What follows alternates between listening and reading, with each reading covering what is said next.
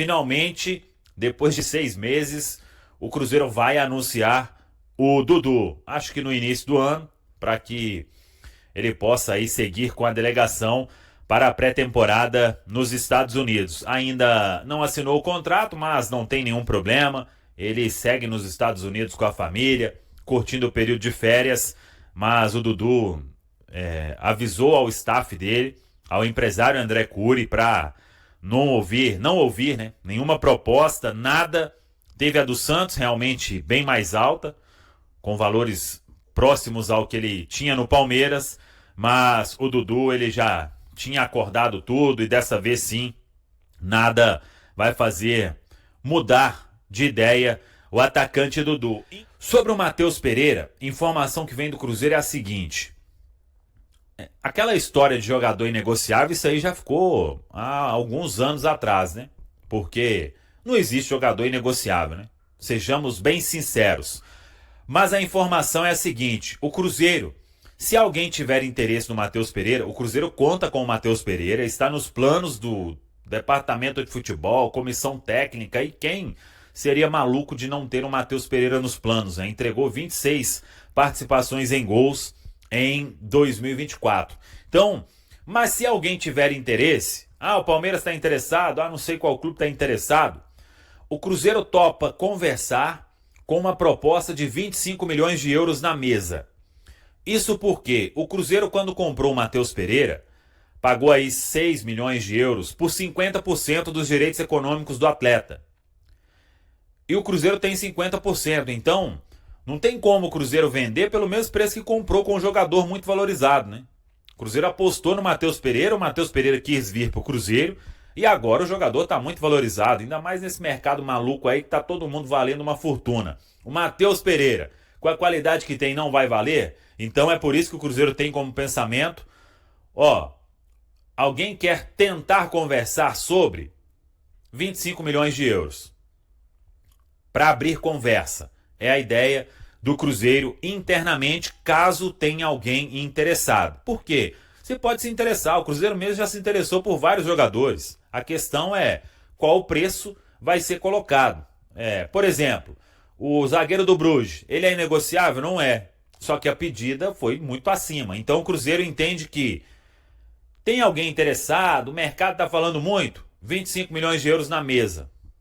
Se quiser abrir conversa, é a posição do clube para a situação do Matheus Pereira. E não tem nada que sair não, Matheus Pereira vai ficar aí e vai ser muito importante também na temporada de 2025. É o que todo cruzeirense espera, e que seja um ano maravilhoso para o nosso MP10. Vou falar de Christian, Dudu, Soteldo e Bolassi, tá? Vou falar desses 4. Christian, Dudu, Soteldo e Bolassi.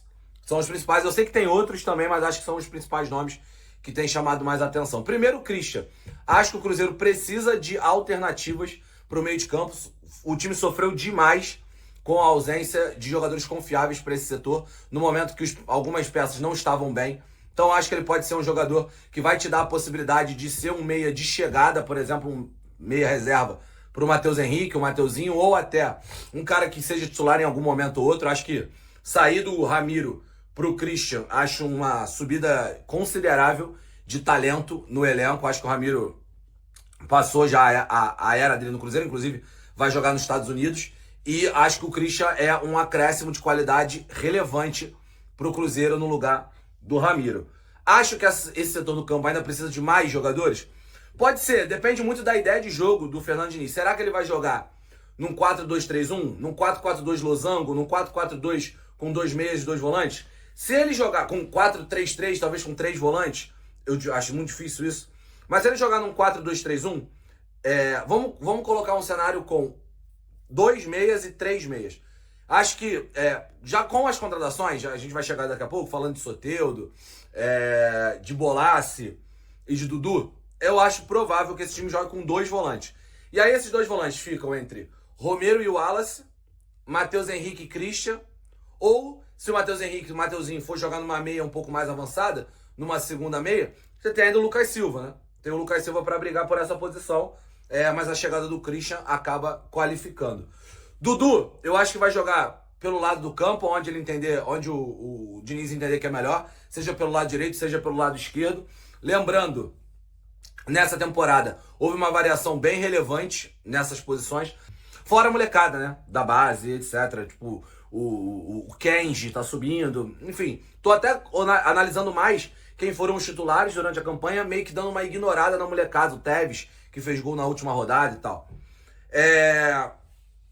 Aí você tem, num 4-2-3-1, essa dupla de meia. Se você for para um 4-4-2 losango, você pode ter Romero ou Wallace, você pode ter Christian, você pode ter Matheus Henrique, você pode ter Matheus Pereira na cabeça, ali, o camisa 10. E aí uma dupla de ataque. Essa dupla de ataque pode ser Dudu e Gabigol. Acho que o Dudu pode ser um ponta, que jogue tanto do lado esquerdo quanto do lado direito, ou até como um segundo atacante, porque ele e o Gabigol têm uma certa movimentação. Talvez o Dudu mais perto do gol seja mais letal hoje em dia. Com 2, 3 toques na bola ele consiga ser letal. Aí você tem uma possível chegada do Soteldo também. Tô falando de maneiras mais táticas aqui, né, cara? O vídeo é menos sobre negociações e de maneiras mais táticas de encaixe. Acho que o Soteldo vai te dar a possibilidade, a mesma coisa do Dudu, numa espécie talvez até de 4-2-3-1. Você tem Dudu de um lado, Soteldo de outro, Gabigol de centroavante, Matheus Pereira de camisa 10. Ou, se você quiser um time com dupla de ataque, você pode ter Soteldo ou Dudu, e um dos dois indo pro banco, junto com o Gabigol. Lembrando que vai ter o retorno do Dineno, né, na temporada que vem, porque teve problema no joelho esse ano. Então você vai ter uma composição legal por ali. E tem a possibilidade da chegada do Bolasie, do Criciúma, que acho que pode ser segundo atacante, pode ser camisa 10, pode ser centroavante. Ele faz das mais variadas funções possíveis. Foi assim que ele fez no Criciúma do ano passado. De maneira geral, acho que todas as contratações, todas essas que eu citei, todas elas num tom de bons jogadores, jogadores que acho que, de maneira geral, chegam confiáveis. Talvez o mais que você desconfie, os dois mais, seja Dudu e Gabigol, caras extremamente vencedores, extremamente relevantes, mas que têm convivido com questões físicas recentemente. O Soteldo não foi, a temporada dele foi boa nesse quesito.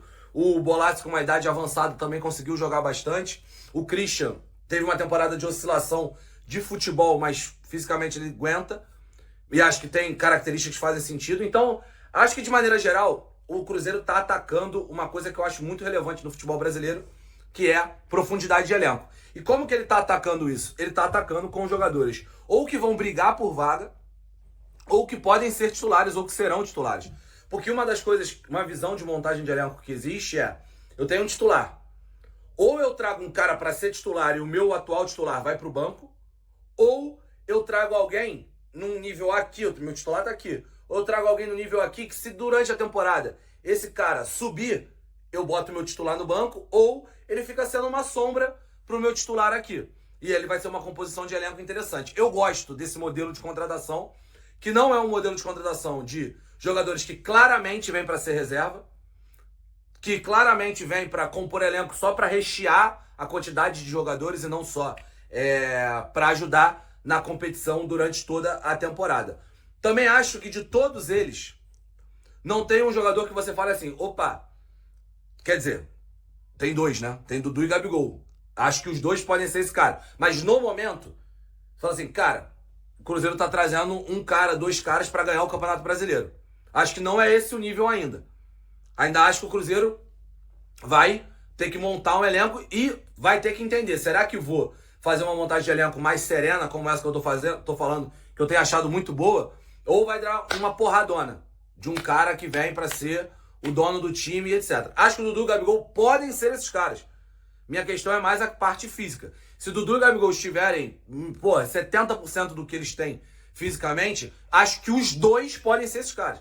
E aí, a minha visão de, o Cruzeiro não trouxe um cara para ser o dono do projeto, do nada pode ter dois, junto com o Matheus Pereira e etc. Então seria um negócio bem relevante. Porém, ainda acho que o Cruzeiro precisa atacar muito a lateral direita, precisa trazer um cara nessa mesma pegada, ou para ser titular, ou para brigar um nível um pouquinho abaixo ali com o William. A temporada atual ficou na dependência do Wesley Gasolina no banco.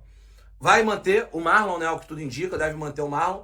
E eu atacaria também mais um zagueiro. Acho que o Cruzeiro precisa de um zagueiro também, seja para fazer dupla com o João Marcelo. Eu acho que o João Marcelo é titular absoluto desse time. O Villalba tem as suas oscilações, mas beleza, vamos ver o que vai ser esse ano. Mas acho que Precisa atacar essa lateral direita e mais um zagueiro. Também não se sabe se o João Marcelo sai no meio do ano, né? Porque é um cara que eu acho que pode ser valorizado na Europa. Mas enfim, de maneira geral, eu acho que todas as contratações até agora fazem sentido. Acho que tá montando-se um clube, um time que pode ser competitivo para dar o salto na próxima temporada. Acho que esse salto é um salto para brigar por Libertadores ainda. Não vejo um salto para brigar por título, até porque Flamengo, Botafogo, Palmeiras estão com esse investimento há mais tempo. Mas você pode chegar lá. Obviamente, o Cruzeiro está montando, se fortalecendo para isso. De maneira geral, gosto da janela do Cruzeiro até agora. Acho que são movimentações interessantes. E até jogadores a gente tem que ver como é que eles vão funcionar sob o comando do Fernando Diniz.